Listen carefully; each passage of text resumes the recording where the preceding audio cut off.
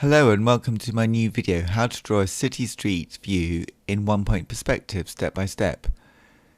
In this video I'm going to show you one way to draw a city in one-point perspective, and to do that we're going to start with a horizon line, which is a horizontal line which will be towards the bottom of the page, and that will be the line which will be between the sky and the land.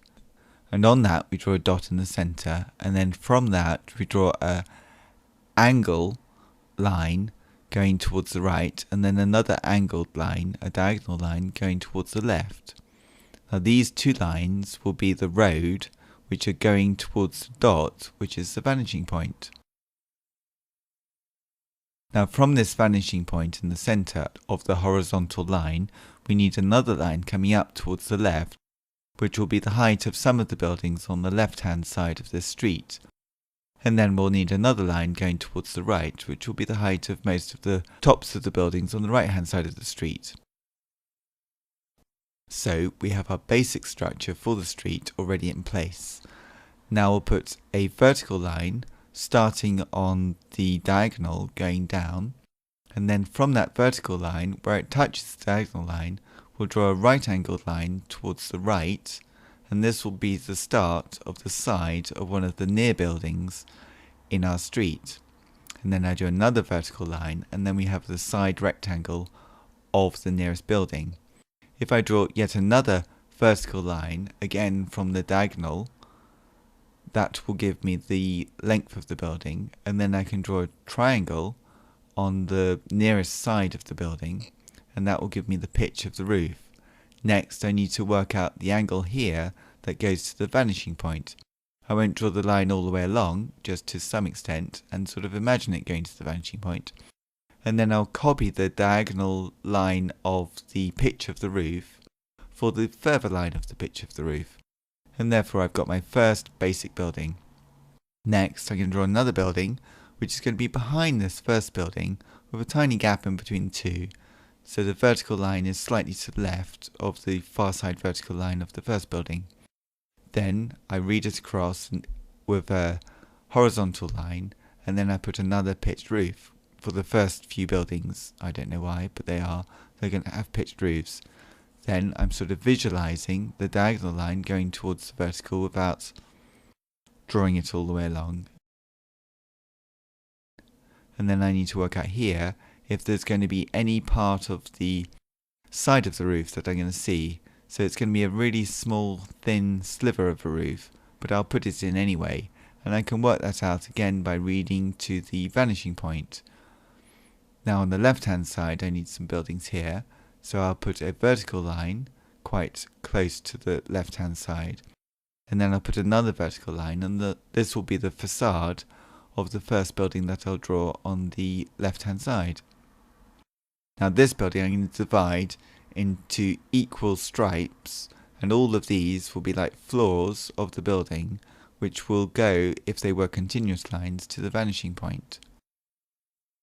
And then I'll also use this technique to create the tops of the doors, or maybe the bottoms of the windows, or tops of the windows on the right hand side, just by putting some lines, some diagonal lines, which again will always go towards the vanishing point if they were to continue from where they are.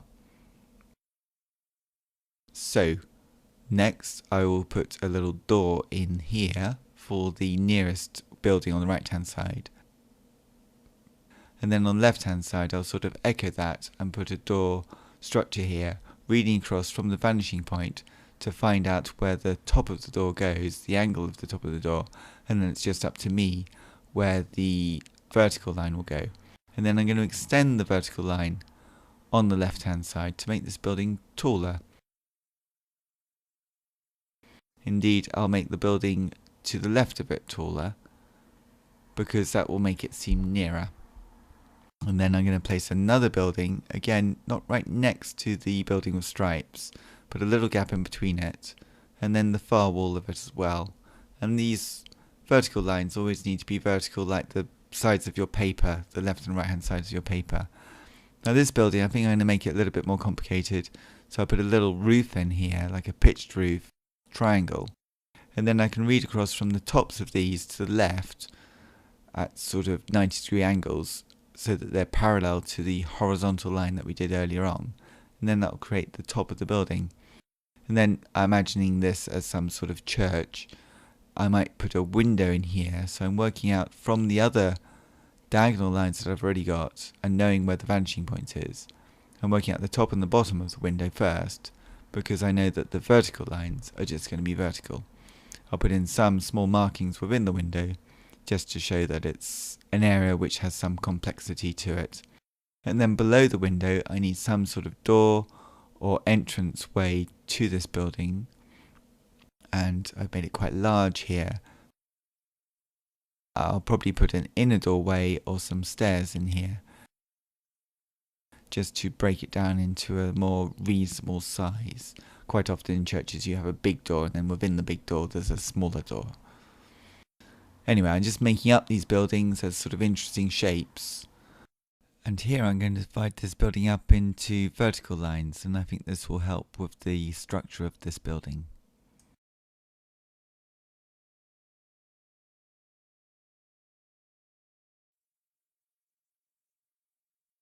Next, on the right hand side, I think I need a few more buildings. So again, I'm going to do a vertical line which isn't touching the previous line, and then I'll just top and tail it with a right angle going towards the right. Then that will be the side of the building. And then I'll work out where the top of this new building will go and how far back it will go. I don't want to go too near to the horizontal line and the vanishing point, because otherwise it will look like an endless building. So you can stop these buildings quite short by making the vertical lines quite close to each other, particularly as they get nearer and nearer to the vanishing point. And here I'll just put in some windows. It's quite a good idea when you're doing windows, as you do the vertical lines on them, that you just read them down so that the windows on the buildings that you're producing are symmetrical and in line with each other. It'll just make it look more like a building. So here on the left I feel that I need a taller building, so I might just increase the size of some aspects of this building on the left. And here the line that I've just put in would be going more or less to the vanishing point. And then here's yet another vertical line. Now I think rather than have this just a box-like cuboid shape, I need to put some lines on it, like the lines in the lower part of the building, but I'll do these lines a little bit nearer to each other than the first time that I did it. And again, I'm reading from the vanishing point, so I can sort of visualize in my mind's eye where these lines would end up. But I'm not doing all the sort of structure lines or scaffolding lines, because I'm just using a pen on paper, and if I did all the working out lines, it would get too complicated for you and me. So I'm just sort of making it up as I go along, which means that every line that I do, I need to keep. So these lines on the going towards the left, which are horizontal, they're nice and straightforward lines, and they give some solidity to the building. So we've got a corner of a building there. And then beyond the church, I'm going to do some smaller buildings, or some of them will be smaller, but some of them will just be smaller because they're further away, but they might actually be bigger buildings than the buildings that are nearer. I think that would be quite fun to do. So some of the buildings can be above the line that we originally did, which was the line which showed where most of the buildings will stop. And here, I think on the left hand side, I'll do two big panels, not quite sure what they are, but they'll just make the nearest part of the building seem quite up close because they're bigger shapes. And then here towards the vanishing point, I'll do some smaller buildings. Again, a gap, that's a pretty small building there, so maybe the next building will be a bit taller. And then I'll just extend that above the line. And then it's quite nice, I think, when buildings sort of are tucked behind other buildings. It gives a nice sense of space, and you can create this space that you wish to achieve. So on the left hand side, I think I have a taller building which is far away, the base of a skyscraper. So I put that in. It's a bit like a cereal box. And then I just do lines along here. So because we've got most of the shapes in now, I'm going to speed up this video a little bit. We're about just over 9 minutes into the video. So I just put in the pavements of the streets along the either side here. So a lot of the things from this stage on I'm just repeating. So on the right hand side I put a big box-like shape. And then on the left hand side I'll make this tower, this skyscraper, quite thin and have a little gap in between itself and the building to its left, just to create some tension. And then put some lines down on one side of the building. I'm not really going to do shading, but I'll just give the illusion of shading and tone a little bit by how close I keep some of the lines.